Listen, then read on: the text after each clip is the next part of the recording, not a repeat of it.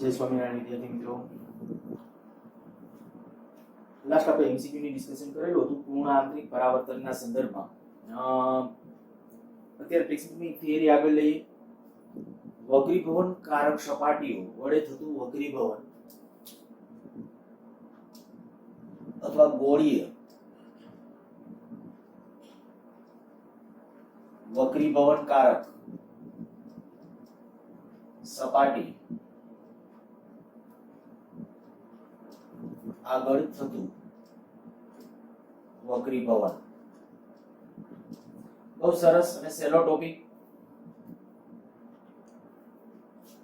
વક્રીભવનકારક સપાટી વક્રીભવનના સિદ્ધાંતનો ઉપયોગ કરી અને પ્રતિબિંબ રચે. વક્રીભવન શું છે આપણને ખ્યાલ છે. પ્રકાશ કિરણ જ્યારે એક માધ્યમમાંથી બીજા માધ્યમમાં જાય ત્યારે એની દિશા બદલવાની ઘટના એટલે એને કહેવાય વક્રીભવન.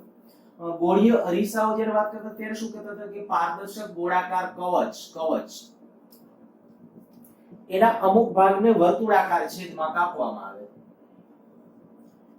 આ દાખલા તરીકે આખો ગોળો એના આ ભાગને જે પારદર્શક ગોળાકાર કવચ પોલો ગોળો એના ભાગને આમ વર્તુળાકાર છેદમાં આમ કાપી એક સપાટીને ઢોળાવ કરી દઈએ તો ગોળીય અરીસાઓ તૈયાર થાય.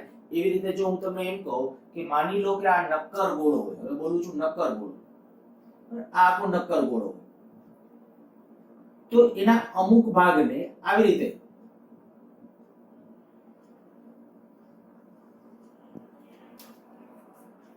આમ ખરેખર ત્રિપરિમાણની આમ તમે જો આ બાજુની જે સપાટી હશે ઈ આવી રીતે આમ હશે આ સપાટી અને આખો આવી રીતે આ આખો સ્લેબ આમ, તો એને કહેવાય બહિર્ગોળ ગોળીય વક્રીભવનકારક સપાટી. બરાબર, ગોળીય છે પણ કેવી? બહિર્ગોળ. તો બહિર્ગોળ ગોળીય વક્રીભવનકારક સપાટી. હજી જો એમાંથી વધારામાં તમે આથી અમુક ભાગ આમ કાઢી નાખો, હવે જે ભાગ તૈયાર થાય એટલે આ એને કહેવાય અંતર્ગોળ વક્રીભવનકારક સપાટી. સમજાઈ ગયું હશે કેવી રીતે ગોળીય સપાટીઓ તૈયાર થાય. બરાબર, આખો જે નક્કર ગોળો હોય, પારદર્શક કોઈ પણ નક્કર ગોળો હોય એના અમુક ભાગને આમ કાપી નાખવાનો છે. ત્યારે આ બાજુની સપાટી છે એ તમે જોઈ શકો કે એ ગોળાકાર હશે. બરાબર, ગોળાનો ભાગ જાણે કે છે એટલે ત્યારે આપણે કહીએ કે ગોળાકાર હશે તો એને કહેવાય બહિર્ગોળ ગોળીય વક્રીભવનકારક સપાટી. પણ એમાં પણ જો આપણે આમ ભાગ હજી ઉડાડી દઈએ, આટલો આમ ભાગ ઉડાડી દઈએ તો પાછળ જે વધશે એને કહેવાય અંતર્ગોળ ગોળીય વક્રીભવનકારક સપાટી. હવે આપણે ટેક્સ્ટબુક પ્રમાણે આ જે ગોળીય છે ને એમાં આપણે અત્યારે લેશું બહિર્ગોળ. બરાબર, એટલે આપણો ક્વેશ્ચન જે છે એ બહિર્ગોળ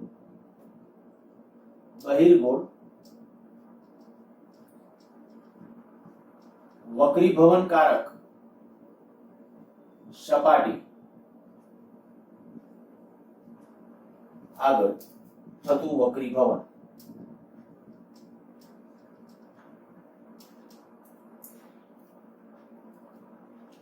જ્યારે વક્રીભવનકારક સપાટી બહિર્ગોળ છે, અત્યારે આપણે દોરશું 2D માં એટલે થોડું ધ્યાન રાખજો.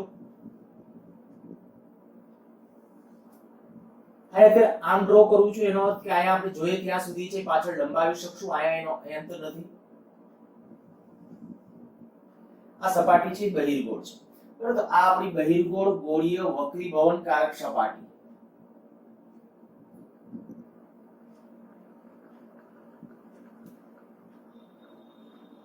આ જે ગોળાનો ભાગ છે એના કેન્દ્રને કહેવાય વક્રતા કેન્દ્ર. એની ત્રિજ્યાને વક્રતા ત્રિજ્યા. આમાં અરીસાની જેમ બહુ સરળતાથી f વ્યાખ્યાયિત ન થાય. બરાબર, અરીસામાં શું હતું? f બરાબર r/2. આ f બરાબર r/2 પોસિબલ નથી. લેન્સ માટે કે આના માટે f બરાબર r/2 આપણે પછી કન્ડિશનનું સૂત્ર બધા મેળવી લેશું, પછી કહેશું કે f બરાબર r/2 જોઈતું હોય તો શું કરવું પડે. પણ આપણે અત્યારે કહીએ કે f બરાબર r/2 આ ગોળીય સપાટી માટે સામાન્ય સંજોગોમાં એમનેમ પોસિબલ નથી.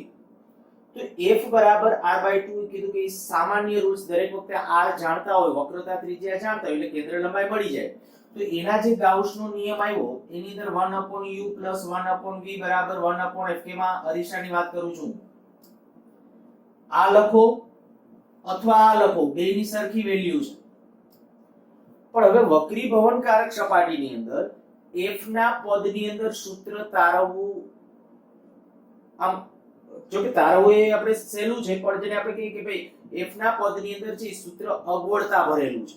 અગવડતા ભરેલું એટલા માટે કે વક્રીભવનકારક સપાટી માટે જો ઈ ક્યાં માધ્યમમાં છે ને, એ માધ્યમની અંદર પણ, કારણ કે આપણને ખબર છે કે આ બારે કોઈ વસ્તુ હોય તો અહીંથી આ કિરણો આમાં જઈને કદાચ આમાં પ્રતિબિંબ રચે, માની લો કેવી રીતે રચે છે હમણાં જોશું, પણ ત્યારે આ માધ્યમના વક્રીભવનાંક ઉપર પણ ડિપેન્ડ કરે છે. તો એનો અર્થ એવો થાય કે આની જે કેન્દ્ર લંબાઈ કે જે આવશે ને એનો આધાર ઈ ક્યાં માધ્યમમાં છે ને એના ઉપર પણ છે. એટલે આપણે એમ કહી શકાય કે ભાઈ આના માટે જે સૂત્ર તારવવામાં વક્રીભવનકારક સપાટીનું, એમાં f ને પ્રાધાન્ય આપવામાં આવતું નથી, એને બદલે કોને, r ને. તો અહીંયા આપણે સૌથી પહેલું સ્ટેટમેન્ટ કે ભાઈ આકૃતિમાં એક બહિર્ગોળ ગોળીય વક્રીભવનકારક સપાટી, આકૃતિમાં r વક્રતા ત્રિજ્યા ધરાવતી બહિર્ગોળ ગોળીય ખરા આપણે કઈ બહિર્ગોળ વક્રીભવનકારક સપાટી દર્શાવી છે. સપાટીને આ જે ફેસ છે, જેમ આપણે અરીસામાં કહેતા કે ભાઈ આપણે હંમેશા નાના દર્પણ મુકવાળા લેશું, એવી રીતે અહીંયા પણ આપણે અત્યારે એ ધારીને ચાલશું કે આ વક્ર સપાટીની આ જે વક્ર બાજુ છે, એ વક્ર સપાટી છે એ ખૂબ નાની છે, અથવા જેની વક્રતા ત્રિજ્યા જે હશે, બરાબર, એ વક્રતા ત્રિજ્યા એવી રીતે છે કે એની આ જે ફેસ બાજુ આવે એ ફેસ છે એ ખૂબ નાનો થાય.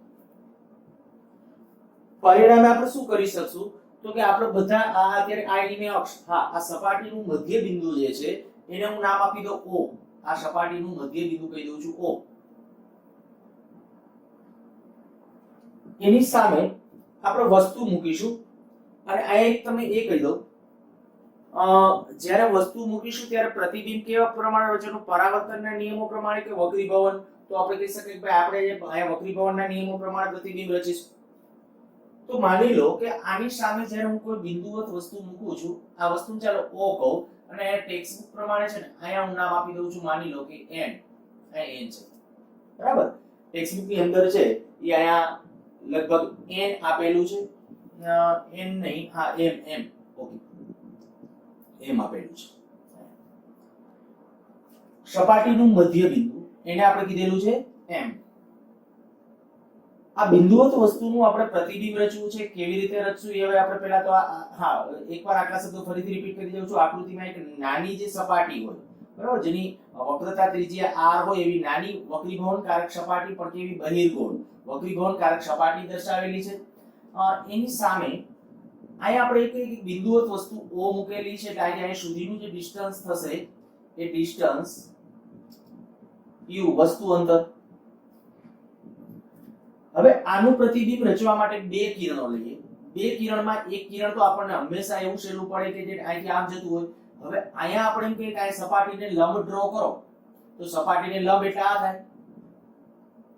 તો આપાત કોણ કેટલો, તો કે આપાત કોણ 0, કારણ કે આ સપાટીને દોરેલો લંબ છે, તો આપાત કોણ 0. જો આપાત કોણ 0 હોય તો વક્રીભવન કોણ 0 મીન્સ કે આ કિરણ સીધે સીધું આમ આગળ નીકળી જશે, આ કિરણ સીધે સીધું આમ આગળ જશે. બીજું એક કિરણ લો, માની લો કે I નો વક્રીભવનાંક n1 છે અને I નો વક્રીભવનાંક n2 છે, અને અત્યારે આપણે એવું ધારીએ છીએ કે ભાઈ n2 ગ્રેટર ધેન n1 છે, બરાબર. તો આ માધ્યમમાંથી જ્યારે પ્રકાશ કિરણ આ માધ્યમમાં જશે ત્યારે લંબ તરફ આંકવું પડશે, બરાબર, લંબ તરફ, કારણ કે પાતળામાંથી ઘટ માધ્યમમાં કહું છું અહીં n2, હું આ ઉધારું છું કે n2 is greater than n1 છે. એનાથી ઊંધી કન્ડિશન પણ હોઈ શકે ખરા. ચલો અહીંયા સપાટીને લંબ ડ્રો કરો, તો કે જો અહીંયા સપાટીને લંબ ડ્રો કરશો તો આ સપાટી C માંથી પસાર કરો એ લંબ થાય. હવે પાતળા માધ્યમમાંથી ઘટ માધ્યમમાં જાય તો લંબ તરફ પ્રકાશ કિરણ વાંકું વળે, તો આપણે કે આ લંબ તરફ વાંકું વળેલું દર્શાવેલું છે. ઓકે, અહીંથી આને આ આગળ લંબાવેલું જ ખાલી આપણી પછી જરૂરિયાત છે એટલે આ O નું પ્રતિબિંબ આ બંને વક્રીભૂત કિરણો આ પાસે ભેગા થાય છે તો કહી શકાય કે આ પ્રતિબિંબ મળ્યું કહેવાય. O નું પ્રતિબિંબ આ મળે છે. આ પ્રતિબિંબ અંતર કહી દઈએ, અહીંથી અહીં સુધીનું પ્રતિબિંબ અંતર એને સંજ્ઞામાં v વડે. ધ્યાન રાખજો, જેમ અરીસામાં બધા અંતરો એના ધ્રુવથી માપતા એવી રીતે આ વક્રીભવનકારક સપાટીમાં m થી મીન્સ કે સપાટીના મધ્ય બિંદુથી બધા ડિસ્ટન્સ આપણે માપતા હશું. ખાસ આ ધ્યાન રાખજો કે આની વક્રતા છે એ એટલી બધી નાની હશે કારણ કે આપણે કીધું છે અમે નાના દર્પણમુખ વાળો હશે જેનો ફેસ નાનો એટલે કે નાની વક્રીભવનકારક સપાટી છે. તો આનાથી હું આવું કરું કે જ્યારે આ જે બિંદુ છે આ બિંદુનું હું અત્યારે નામ આપી દઉં, દાખલા તરીકે ત્યાં n. જો અહીંયા હું નામ આપી દઉં છું n, તો અહીંથી આના ઉપર લંબપાદ આમ ડ્રો કરું તો લગભગ આ બિંદુ છે ને, કારણ કે આપણી સપાટી ખૂબ નાની હોવાથી હું આ જે વક્રતા છે mn અને આ લગભગ આપણે સરખું લેશું. આયા જે લંબપાદ ડ્રો કરેલો છે એ લંબપાદ એને હું nm જ ગણીશ. ખરેખર nm શું છે એ આ વક્રતા છે, પણ આપણે પહેલા કહી દીધું કે આપણી સપાટી ખૂબ નાની છે. પરિણામે આપણે ધ્યાનમાં લીધેલા કિરણો એ પેરેક્સિયલ રેઝ હશે અને જો પેરેક્સિયલ રેઝ અચ્છા ચાલો આ ખૂણાને હું નામ આપી દઉં આલ્ફા, આ ખૂણાને કહી દઉં છું બીટા અને આ ખૂણાને કહી દઉં છું ગેમા.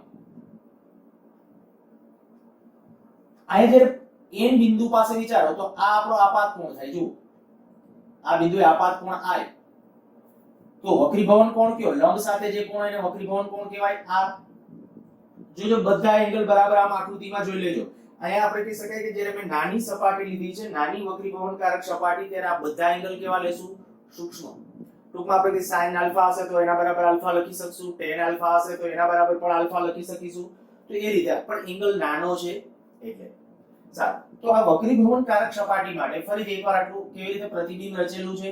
બે કિરણો લીધા મેં O માંથી એક કિરણ છે ડાયરેક્ટલી આપણે કહી શકાય અક્ષ પર જેતું કિરણ અહીંયા આવશે ત્યારે આપાત કોણ 0, પરિણામે વક્રીભવન કોણ, કારણ કે સ્નેલનો નિયમ પણ આ સ્નેલનો નિયમ તમને યાદ છે n1 sin θ1 અથવા n1 sin I બરાબર n2 sin r. જો આપણે કહી શકીએ કે ભાઈ આપાત કોણ 0 હોય તો આ વક્રીભવન કોણ કેટલો થવો જોઈએ 0. તો આપણે આ કિરણ છે એ વક્રીભવન પાયમાં સિવાય સીધું આગળ વધતું હશે. હા, પ્રકાશ કિરણ એક માધ્યમમાંથી ક્વેશ્ચન મને યાદ આવ્યો કે અગાઉ પૂછાયેલો છે. પ્રકાશ કિરણ એક માધ્યમમાંથી બીજા માધ્યમમાં પ્રવેશે ત્યારે કયા સંજોગોમાં તે પોતાની દિશા બદલતું નથી. એક કેસું બંને માધ્યમના વક્રીભવનાંક સરખા હું અહીંયા સંજ્ઞામાં લખી નાખું છું n1 બરાબર n2 અને બીજું કહી દઈએ કે જ્યારે પ્રકાશ કિરણ લંબ રૂપે આપાત થાય, પ્રકાશ કિરણ લંબ રૂપે આપાત થાય. આ બે સંજોગો એવા છે જ્યારે n1 બરાબર n2 હોય. દેખીતી વાત છે n1 અને n2 જો બે સરખા હોય ને તો I બરાબર r થાય જ. I અને r સરખા થાય જ. અને બીજું કીધું પ્રકાશ કિરણ લંબ રૂપે, કારણ કે લંબ રૂપે આપાત થાય તો આપાત કોણ 0 થાય તો વક્રીભવન કોણ કેટલો થવો જોઈએ 0. એટલે આપણે કહી શકીએ કે આ બે સંજોગોમાં પ્રકાશ કિરણ પોતાની દિશા બદલતું નથી. આપણે લાસ્ટ એક્ઝામમાં મેં એક આના રિલેટેડ આવો ક્વેશ્ચન પૂછેલો હતો કે 1.5 વક્રીભવનાંક માની લો કે આવો ક્વેશ્ચન 1.5 વક્રીભવનાંક ધરાવતો એક પારદર્શક કોઈ પણ લેન્સ છે અથવા કોઈ વક્રીભવનાંક ધરાવતું દ્રવ્ય છે, એને બીજા કોઈ માધ્યમમાં લઈ જઈએ ત્યારે એ અદ્રશ્ય બને છે. તેનો વક્રીભવનાંક કેટલો? તો એનો વક્રીભવનાંક એટલો હોય ને આ બે વક્રીભવનાંક જ્યારે સરખા હોય ને ત્યારે હું માની લો કે એક લેન્સ છે, લેન્સને કોઈ પ્રવાહીમાં ડૂબાડું અને એ લેન્સ પાણીમાં દેખાતો નથી, તમને બહારથી જુઓ છો દેખાતો નથી, સમજી લેવાનું બેના વક્રીભવનાંક કેવા છે સરખા છે. સારું, ચાલો નેક્સ્ટ આપણા એ ડિસ્કશન ની અંદર મેં કીધું બે કિરણો, એક કિરણ અહીંથી આમ લીધું, એક કિરણ સીધું જાય છે, બીજું કિરણ અહીંથી આમ જાય છે. અહીંથી આલ્ફા કોણે જતું કિરણ n બિંદુએ આપાત થઈ ત્યાં સ્નેલના નિયમને ફોલો કરે છે અને આપાત કોણ I હોય તો ત્યાંથી આપણે કીધું સ્નેલનો નિયમ પડાય એવી રીતે વક્રીભવન પામી અને આમ આગળ વધે છે અને આ બંને વક્રીભૂત કિરણો ક્યાં ભેગા થાય છે I પાસે ભેગા થાય છે. આમ O નું પ્રતિબિંબ ક્યાં રચાય છે I પાસે રચાય છે. હવે અહીંથી અહીં સુધીનું માપ r હતું, અહીંથી અહીં સુધીનું આપણું આ v છે, આ u છે, તો આપણે u v અને r વચ્ચેનો સંબંધ મેળવવો છે. બરાબર, આ બધું પૂછી નાખું છું. આ ક્વેશ્ચનિંગ ન લખો એટલે લખી નાખજો.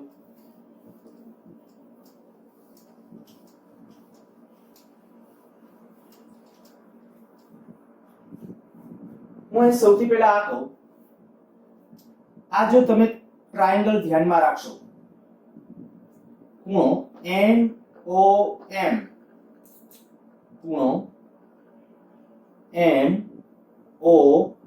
NOM એટલે કયો ખૂણો છે? આલ્ફા. બરાબર, એનું માપ જે છે અત્યારે આમ લખું માપ ખૂણો, તો એના બરાબર ખાલી આલ્ફા લખી શકું છું.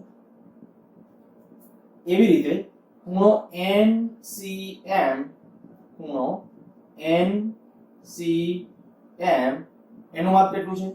બીટા. હા ચાલો આ આલ્ફા લખું છું. આ ટૂંકમાં માપ ખૂણો એટલે આગળ એમ કરી નાખું તો બહુ સ્પષ્ટ થઈ ગયું. માપ ખૂણો એટલે આ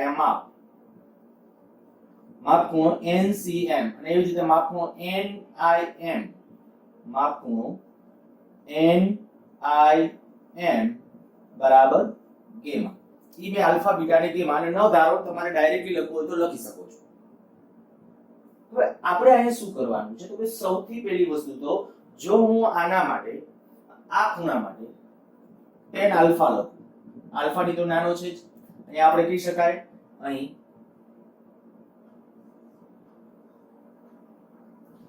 સપાટી નાની હોવાથી ખૂણાઓ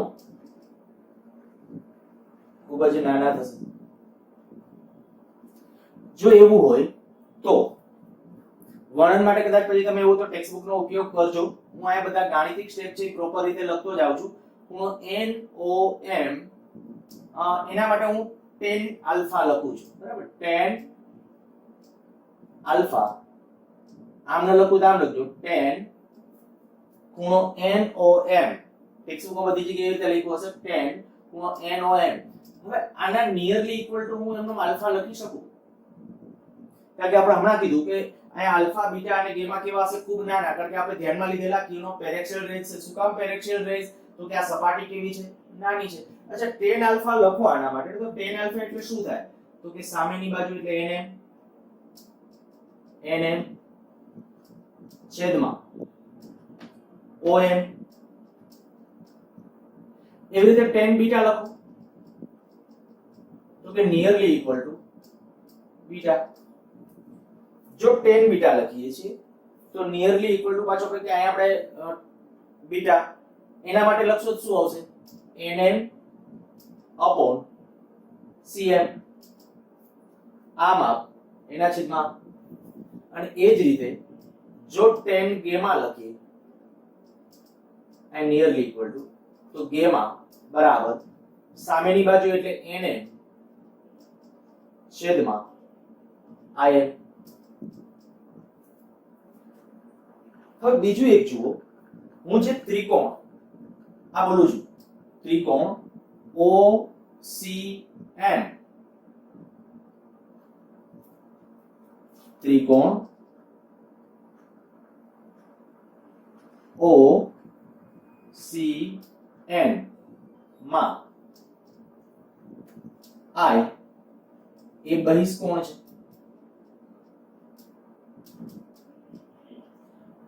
હવે એ તો તમને ખ્યાલ છે કે ભાઈ ત્રિકોણનો બહિષ્કોણ હોય તો એ બહિષ્કોણનું માપ બાકીના બે અંદરના ખૂણાના સરવાળા જેટલું હોય. કદાચ બાયોલોજી વાળાને ન ધ્યાન હોય તો ધ્યાન રાખજો. તો ભણી તો ગયા છો તમે. આ જો હું આ ખૂણો આલ્ફા કહું, આ ખૂણો બીટા કહું અને આ ખૂણો ગેમા કહું, તો આપણે કહી શકીએ કે આ બહિષ્કોણ એટલે આનો બહિષ્કોણ છે આ છે, તો આનું માપ કેટલું હશે? તો કે beta plus alpha, sorry beta plus gamma.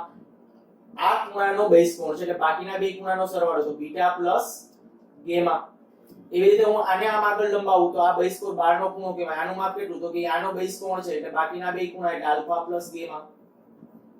તો જુઓ જોઈએ, અહીંયા હું આવું લખી શકું કે I જે છે આ ત્રિકોણ માટે, આને આમ જાણે કે મેં આમ આગળ લંબાવેલું છે, તો આ I બહિષ્કોણ છે, તો એનું માપ કેટલું થાય? બાકીના બે ખૂણાનો સરવાળો. તો આપણે કહી શકાય કે અહીંયા આકૃતિ પરથી આપણે કહી શકીએ કે I બરાબર શું આવશે? આલ્ફા પ્લસ બીટા આ રીતે સમીકરણ નંબર 1 કહી દો. વળી આ બીજો ત્રિકોણ લઉં છું NCI ત્રિકોણ NCI માં બીટા એ બહિષ્કોણ છે.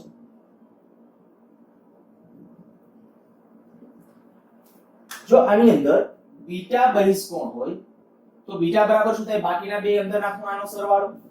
માટે બીટા બરાબર ગેમા પ્લસ આર. આર ને સૂત્રનો કરતા બનાવી દે. આર બરાબર શું આવશે? Beta minus gamma. આ સમીકરણ નંબર 2.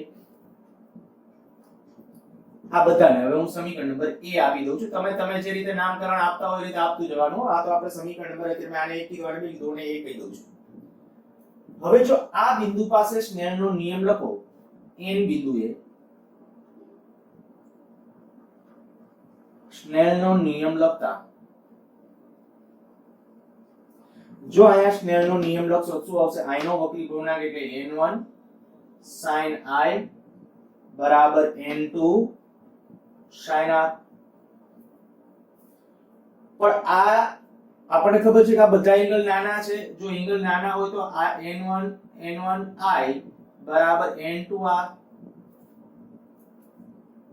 કારણ શું? કારણ તરીકે જો અહીંયા લખવું હોય તો તમે લખી શકો છો sin I nearly equal to I અને sin r nearly equal to r.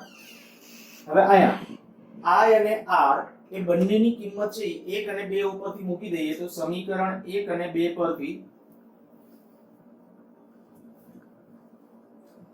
n1 I ને બદલે આલ્ફા પ્લસ બીટા બરાબર n2 r ને બદલે બીટા માઈનસ ગેમા. જો બીટા વાળા બંને પદ ભેગા કરી દઈએ તો આવું થઈ જશે n1 alpha plus n2 gamma બરાબર n2 માઈનસ n1 બીટા. હવે આલ્ફા બીટા અને ગેમાની કિંમતો અહીંયા સમીકરણ ઉપરથી મૂકી દઈએ છીએ. આલ્ફા બીટા અને ગેમાની કિંમતો મૂકતા સમીકરણ A પરથી આલ્ફા બીટા અને ગેમા ની કિંમતો મૂકતા જો શું થશે? n1 આલ્ફા ને બદલે nm upon om વત્તા n2 ગેમા ને બદલે nm upon im બરાબર n2 minus n1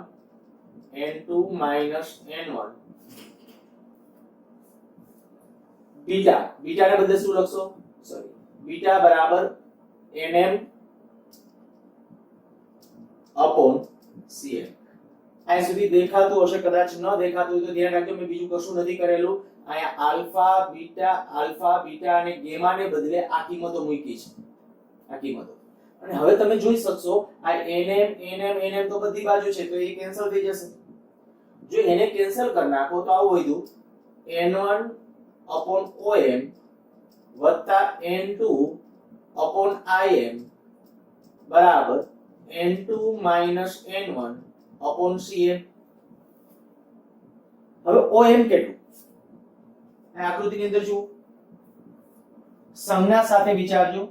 જો સંજ્ઞા સાથે આપણે લઈએ તો અહીંયા કહીશું કે અહીંયા OM ડાબી બાજુનું ડિસ્ટન્સ છે. આ તો હંમેશા સાચું. આપાત કિરણની દિશામાં મપાયેલા અંતરો ધન ગણવાના. તો અહીંથી આ બાજુના બધા અંતરો ધન ગણાય, આ બાજુના ઋણ. તો u એક ઋણ આવશે તો આપણે કહી શકાય. પરંતુ OM બરાબર માઈનસ u im કેટલું? અહીં સુધીનું તો એ કેટલું છે? v. પ્રતિબિંબ અંતર v પણ એ પ્લસ. અને એવી રીતે cm તો cm ની વાત હોય તો cm એટલે કેટલું આવશે? r. તો એ બધી કિંમતો આયા મૂકી દઈએ એટલે આપણું પરિણામ આવ્યું -n1 upon u plus n2 upon v બરાબર n2 - n1 upon r. તો આ થઈ ગયું આપણા માટે વક્રીભવનકારક સપાટી વડે થતા વક્રીભવન માટેનું સૂત્ર. ટેક્સ્ટબુક ની અંદર થિયરી જોજો આ જ રીતે છે. બીજો કોઈ હા મેં અત્યારે ખાલી વધારામાં આટલું આવું કર્યું છે આલ્ફા બીટા અને ગેમા. મને એવું લાગ્યું કે તમને કદાચ આ લખવામાં છે ને આપણને બોરિંગ લાગે, કંટાળાવાળું લાગે. NOM ને NCM ને NIM ને આવું લખવું હોય, વાંચવું હોય તો એ થોડું કંટાળાવાળું તો આમ વિચિત્ર લાગે. એટલે એમાંથી બાદ રાખવા માટે મેં ખાલી એના બરાબર આલ્ફા બીટા ગેમા લીધા છે. બાકી એઝ ઇટ ઇઝ આખી બેઠે બેઠી થિયરી છે. તો ગાણિતિક વર્ણન સંપૂર્ણપણે આ રીતે ચાલે, બરાબર. અને આમે આકૃતિ પરફેક્ટ હોય અને મોટા ભાગે લગભગ આ ગાણિતિક વર્ણન કર્યું હોય તો ક્યાંક શાબ્દિક વર્ણનમાં લોચા માર્યા ખબર ના પડે.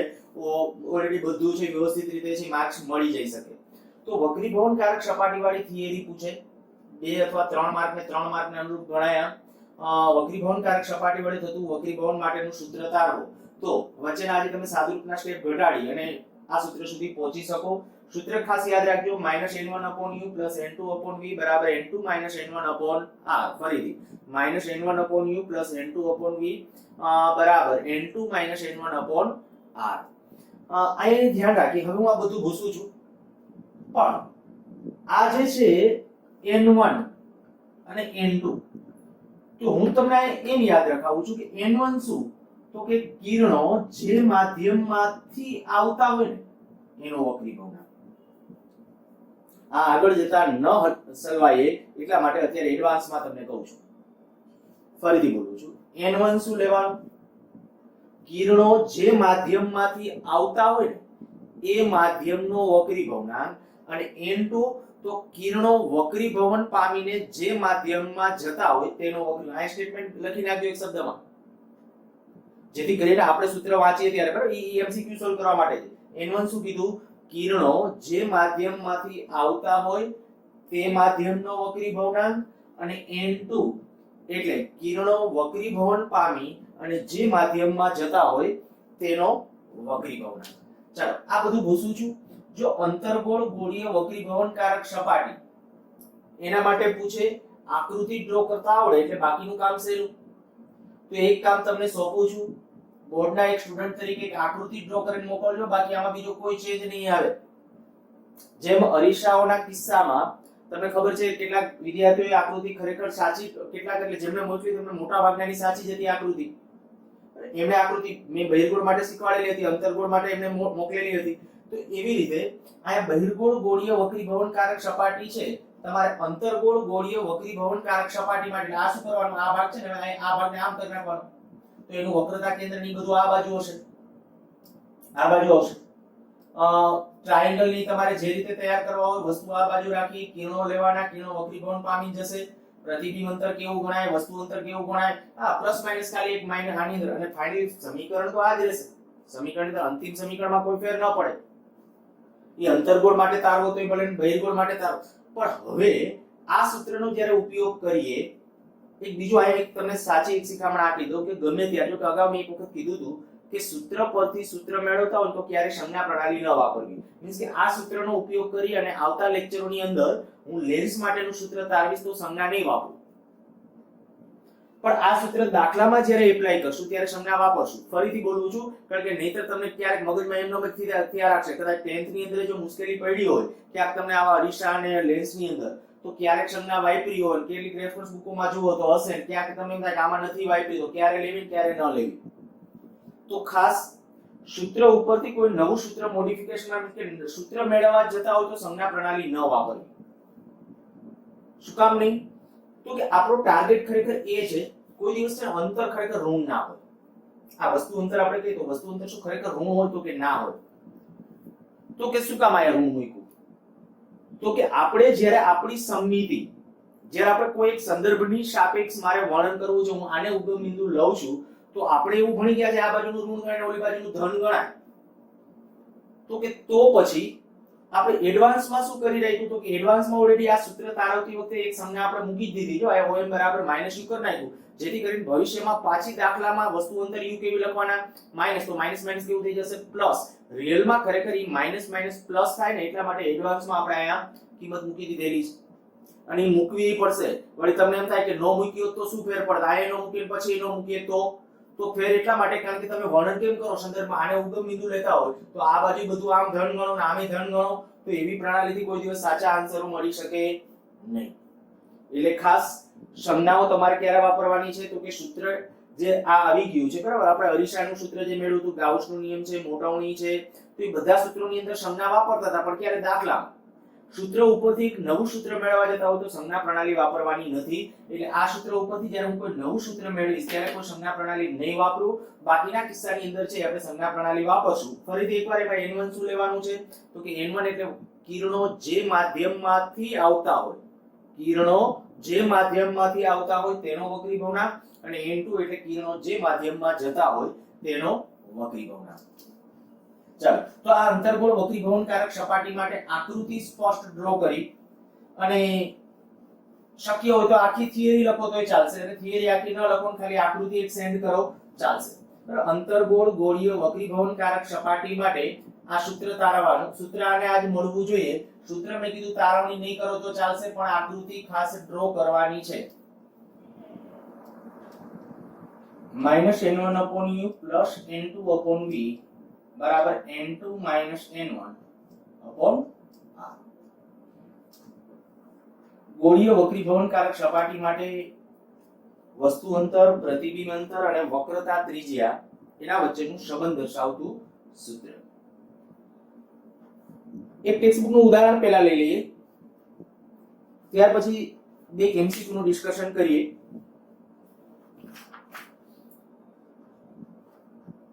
ઉદાહરણ નંબર 9.6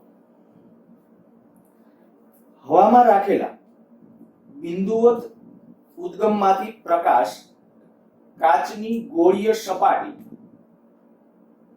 વક્રીભવનાંક આપેલો છે 1.5, વક્રતા ત્રિજ્યા આપી છે 20 સેન્ટીમીટર, એના પર આપાત થાય છે. આ ગોળીય સપાટીથી પ્રકાશ ઉદ્ગમ 100 સેન્ટીમીટર દૂર છે, u બરાબર 100 એટલે -100 આવશે. પ્રતિબિંબ કયા સ્થાને રચાશે, પ્રતિબિંબ ગણવાનું છે. હવે આયા જો કે ખરેખર એમની એક મિસ્ટેક એ ગણી શકો તમે કે ગોળીય વક્રીભવનકારક સપાટી ખાલી એવું કીધું છે, પણ ગોળીય એટલે કઈ, અંતર્ગોળ કે બહિર્ગોળ, ઉલ્લેખ નથી કરેલો. તો ખરેખર બહિર્ગોળ ગોળીય વક્રીભવનકારક સપાટી માટે છે આખી ગણતરી. તો -n1/u + n2/v બરાબર n2 - n1/r. કિરણો કેમાંથી કેમાં, તો મેં રકમ વખતે આવું કીધું હવામાંથી. બરાબર, હવામાં એટલે જે માધ્યમમાંથી આવતા હોય n1, તો આ આપણે કહીશું -1/u તરીકે કેટલું -100, n2 કેટલું 1.5, v એટલે કેટલું તો કે શોધવાનું છે. n2 તરીકે 1.5, n1 તરીકે 1, અને r વક્રતા ત્રિજ્યા આપણને આપી છે 20 સેન્ટીમીટર. ધન ગણાય કે ઋણ, તો કે જો બહિર્ગોળ ગોળીય સપાટી હોય, ધ્યાન રાખજો, બહિર્ગોળ અરીસા હોય, બહિર્ગોળ લેન્સ હોય કે બહિર્ગોળ વક્રીભવનકારક સપાટી હોય, એના f અને r પોઝિટિવ આવશે. ફરીથી બોલું છું, બહિર્ગોળ લેન્સ, બહિર્ગોળ અરીસો, બહિર્ગોળ વક્રીભવનકારક સપાટી, કારણ કે એમાં શું થાય, આખી સપાટી જમણી બાજુ આવે, આ થઈ જાય આવશે. અને અંતર્ગોળ માટે e ની કેવું આવશે, ઋણ. તો અહીંયા આપણે કહી દઈશું આ 25 સેમી, આ સેન્ટીમીટર માં લખ્યા હતા, આ બધા સેન્ટીમીટર ની અંદર, તો આ કેટલું થઈ ગયું, માઈનસ માઈનસ પ્લસ, પણ ઓલી બાજુ લઈ જઈએ તો પાછું -1/v બરાબર 0.5/25 -1/100. 100 લસા તરીકે લઈ લેશું. જો 100 લસા તરીકે લઈ લે તો આ 4 વડે ગુણવા પડે, તો આ 2 થઈ જશે, 2 - 1 તો 1.5 આ v, તો v બરાબર કેટલું આવી જશે, આ 1 થઈ જશે, તો 150 સેન્ટીમીટર. તો પ્રતિબિંબ વાસ્તવિક, આભાસી કેવું મળે? તો દેખીતી વાત છે કે બહિર્ગોળ સપાટીમાં જો v પ્લસ છે, પ્લસ એટલે કઈ બાજુ, જમણી બાજુ. આયા v ધન હોય, જોજો સપાટીમાં ધ્યાન રાખજો, અરીસામાં કરતા હોય એ એક પરિસ્થિતિ તમારે આયા ધ્યાન રાખવી પડશે. અરીસામાં હું શું કહેતો હતો કે જ્યારે વસ્તુ તમે આયા મૂકો ને અને આ બાજુ પ્રતિબિંબ મળે તો વાસ્તવિક હોય, પણ વક્રીભવનકારક સપાટીમાં શું હોય, કિરણો વાસ્તવમાં વક્રીભવન પામી નામના જતા હોય. એટલે આમાં જમણી બાજુ પ્રતિબિંબ મળે ને, આયા આપણે કે આ 100 સેમી વસ્તુ હતી, ત્યારે આ 150 સેમી પ્રતિબિંબ મળ્યું. તો આ પ્રતિબિંબ કેવું હશે, વાસ્તવિક. આ પ્રતિબિંબ આપણને જે મળશે એ વાસ્તવિક પ્રતિબિંબ હશે, અને વાસ્તવિક હોય કેવું હોય, ઉલટું હોય. બરાબર. એના માટે મોટવણીનું એવું ડિસ્કશન છે આપણે નીટ અને જી માટે કરીશું જ. એની પહેલા હું થોડો આગળ વધું છું. આ અત્યારે આપણું ટેક્સ્ટ બુક નું ઉદાહરણ નંબર, જે મેં કીધું ઉદાહરણ નંબર હતું 9.6, ઉદાહરણ નંબર 9.6. તો એ ધ્યાનમાં રાખજો. ચાલો આગળ વધું છું.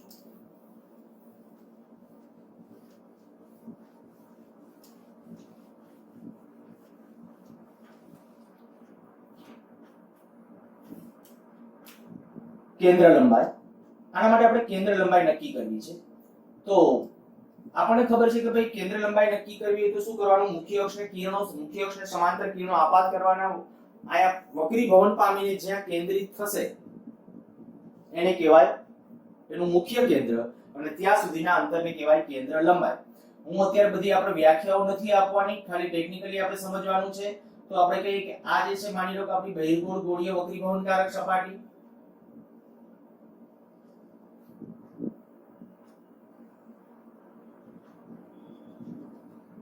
આ એની મુખ્ય અક્ષ. અચ્છા, અહીં બાજુમાં એક બીજી આકૃતિ પણ ડ્રો કરું છું.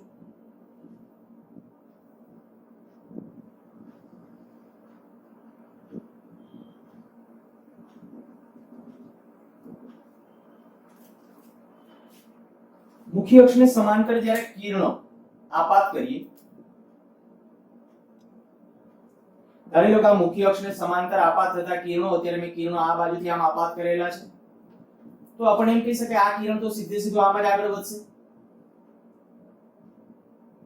આ વક્રીભવન પામી અને આપણને એ ખ્યાલ આવી જાય કે ભાઈ આ જો અહીંયા સી હોય આનું, તો પાતળામાંથી ઘટ માધ્યમમાં જાય. આ ઘટ લઉં છું, આ હવાનું માધ્યમ છે, એની સાપેક્ષે આ ઘટ છે.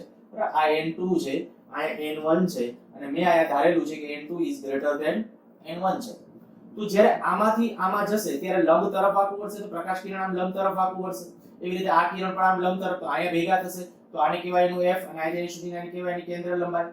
બરાબર. એને જનરલી દ્વિતીય ફોકલ પોઈન્ટ. ઊંધું માની લો કે હવે હું આની અંદરથી સમાંતર કિરણો આમ આવવા દઉં, ઊંધું અહીંથી આમ સમાંતર કિરણો આવે, અહીંયા જ્યારે વક્રીભવન પામે ત્યારે અહીંથી આ સપાટીને લંબ ડ્રો કરો, તો અહીંયા જો C હોય, અહીંયા એનું વક્રતા કેન્દ્ર, ત્યાં સપાટીને લંબ આમ આવશે. તો જ્યારે આપણે કઈ ઘટમાંથી પાતળા માધ્યમમાં જાય તો લંબથી દૂર તરફ, તો લંબ આમ છે, તો લંબથી દૂર તરફ એટલે આમ ક્યાંક જશે, આ ક્યાંક ભેગા થશે. તો આને હું કહું છું પ્રથમ ફોકલ પોઈન્ટ F1. આ ફોકલ પોઈન્ટ અને આ ફોકલ લેન્થ.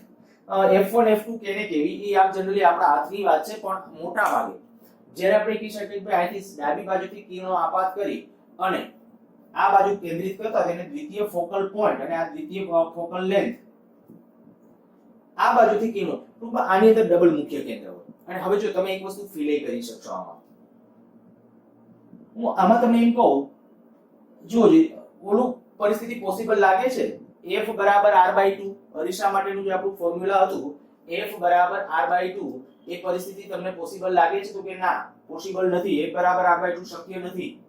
શું કામ શક્ય નથી?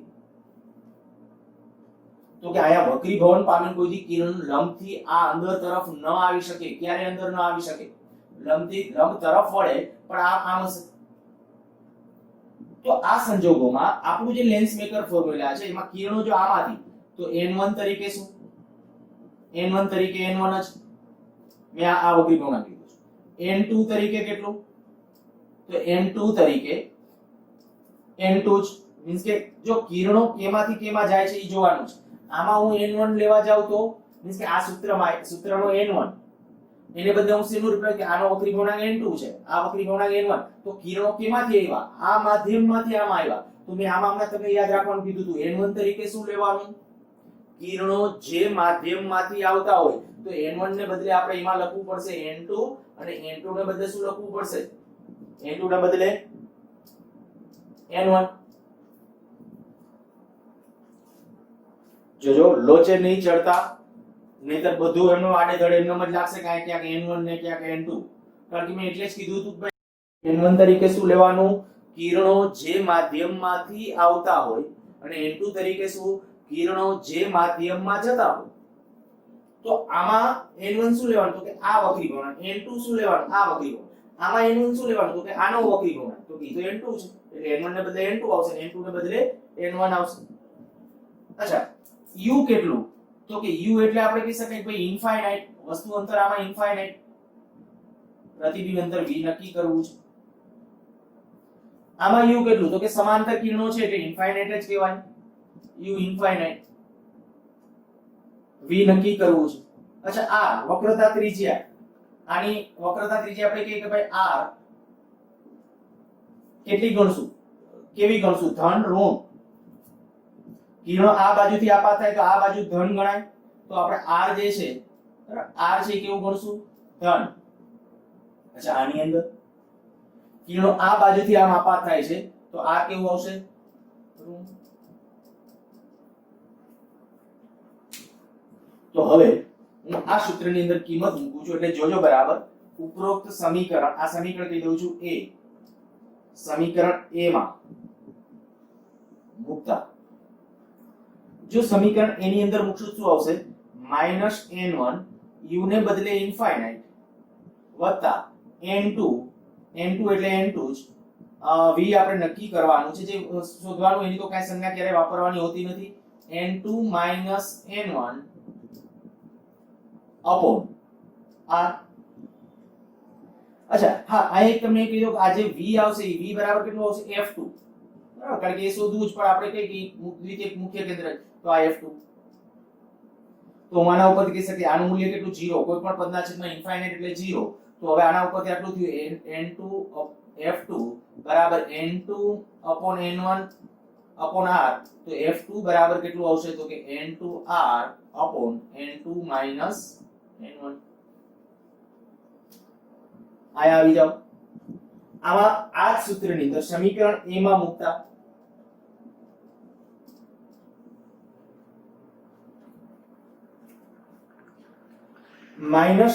-n1 તો કે માઈનસ n2 કારણ કે n ને બદલે n2 લખવાનું છે upon u ને બદલે ઇન્ફાઇનાઇટ જ પ્લસ n2 ને બદલે n1 upon ત્યાં શું તો કે f1 બરાબર n1 n2 આમાં શું n2 n1 એને બદલે n1 n2 upon માઈનસ આ પાછું 0 તો n1 upon f1 બરાબર n2 n1 upon r મેં સંજ્ઞા ઉલટાવી નાખી છે તો f1 બરાબર કેટલું આવ્યું n1r upon n2 r.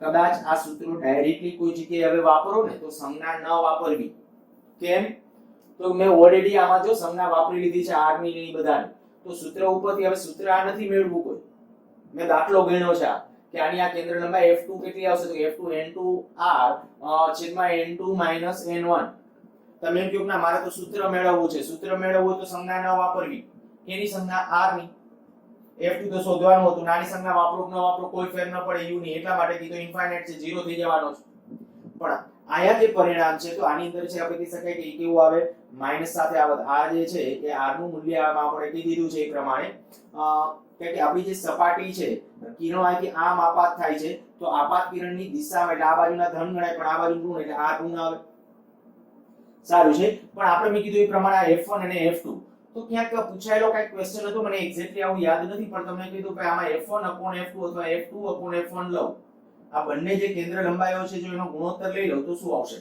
આ f2 છેદમાં f1 તો શું આવશે n2 છેદમાં n1 પણ ખાસ ધ્યાન રાખજો f1 અને f2 મેં કેને કીધું છે કારણ કે મને યાદ છે ત્યાં સુધી જ્યારે પૂછ્યું હતું ને ત્યારે આન્સર આમ હતો f2 છેદમાં f1 બરાબર n1 n2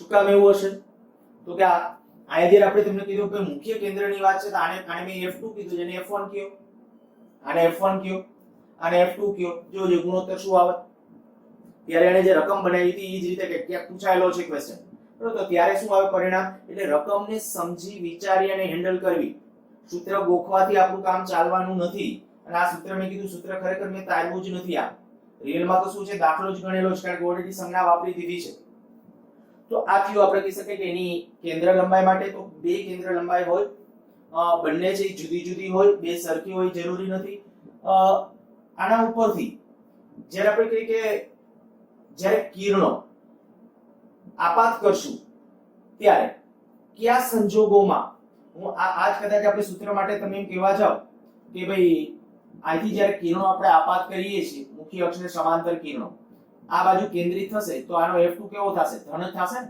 એ રીતે આ F1 ધન ગણાય પેરું તો કે રિયલમાં આ F1 ધન જ. શું કામ? તો કે આપાત કિરણની દિશામાંનું અંતર છે, આપાત કિરણની દિશામાંનું અંતર છે એટલે ધન જ થશે. આપાત કિરણ આમ છે એટલે સારું છે. ચલો તો આ એની કેન્દ્ર લંબાઈ માટેની વાત થઈ. આ હકીકત ટેક્સ્ટબુકમાં નથી, ખાસ નીટ અને જી ને ધ્યાનમાં રાખીને લીધેલું છે. હજી આના રિલેટેડ ઘણા બધા ક્વેશ્ચન્સ છે.